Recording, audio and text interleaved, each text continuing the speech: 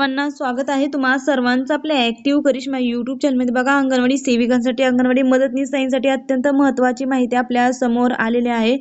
जानेवारी 2026चं मानधन हे आपल्या खात्यामध्ये उद्यापासून जमा होण्यास सुरुवात होणार आहे। परंतु याच्यामध्ये केंद्राचं मानधन येणार का, हा प्रश्न सर्व सेविका मदतनीसांचा असेल। तर त्याच्या संपूर्ण सविस्तर माहिती आपण या व्हिडिओच्या माध्यमातून जाणून घेणार आहोत। व्हिडिओ शेवटपर्यंत पहा आणि आपल्या ऍक्टिव्ह करिश्मा YouTube चॅनलवरती नवीन असाल तर आज आपल्या चॅनलला सबस्क्राईब करून घ्या, जेणेकरून येणारे अंगणवाडीचे नवनवीन अपडेट्स आणि माहिती सर्वात प्रथम तुम्हाला भेटेल। तर बघा, काय GR आहे ते तुम्ही पाहून घ्या। अंगणवाडी सेविका व अंगणवाडी मदतनीस यांचे मानधन व प्रोत्साहन भत्ता अदा करण्याकरिता निधी वितरित करण्याबाबतचा हा GR आहे। तुम्ही GR ची दिनांक देखील पाहू शकता, 29 जानेवारी 2026 हा GR आहे।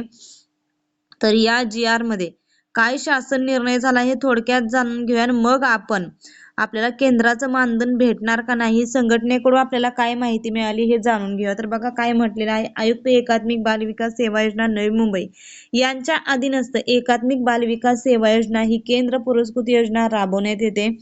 सदर शासन निर्णयान्वये अंगणवाडी सेविका मदतनीस यांचे माहे जानेवारी 2026 या महिन्याचे मानधन व प्रोत्साहन भत्ता अदा करण्याकरिता खालील विवरणपत्रातील रकाना क्रमांक 1 मधील प्रधान लेखाशीर्ष उपशीर्ष उद्दिष्टांमध्ये रकाना क्रमांक 2 मध्ये नमूद विद्यमान तरतुदीमधून रकाना क्रमांक 4 मध्ये दर्शवल्यानुसार एकूण बघा 178.72 कोटी एवढा अतिरिक्त राज्य हिश्शाचा निधी, बघा माहिती काय आहे ती व्यवस्थित बघा।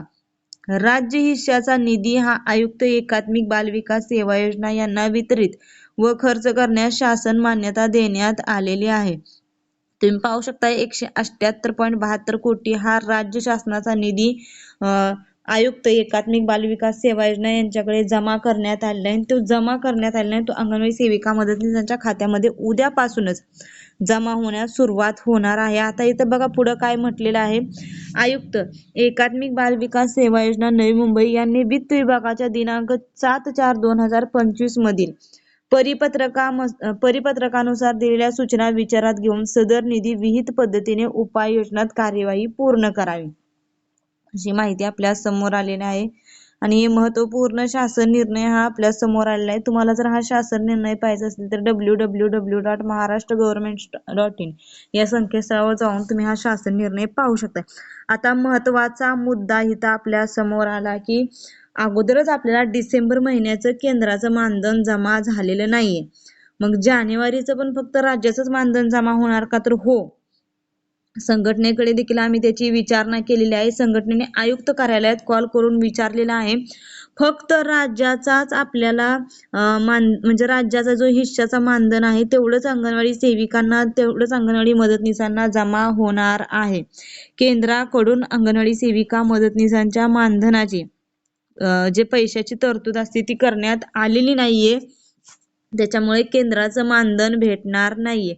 फक्त राज्याचं मानधन अंगणवाडी सेविका आणि मदतनीस यांना राज्य हिश्शाचं जे काही मानधन असेल ते अंगणवाडी सेविका व मदतनीस यांचं जानेवारी 2026 हे जमा होणार आहे।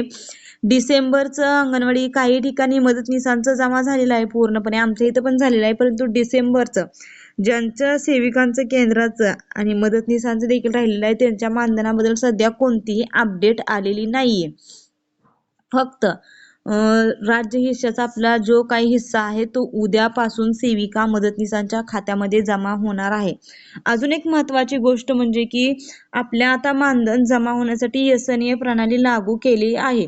तर SNA प्रणालीसाठी आपल्या सर्वांना आपल्या ज्या खात्यामध्ये आपलं मानधन जमा होत आहे त्या खात्याचा आपल्याजवळ पासबुक म्हणजे चेकबुक असणे आवश्यक आहे। तर ज्या सेविकाताईंनी, ज्या मदतनीसताईंनी अजूनही चेकबुक काढून घेतलेले नाही त्या सेविकाताईंनी, मदतनीसताईंनी लगेचच आपल्या जवळच्या बँकेमध्ये, ज्या बँक खात्यामध्ये आपलं मानधन जमा होत आहे तेथे आपलं चेकबुक काढून घ्या। अत्यंत महत्वाची माहिती आहे ही।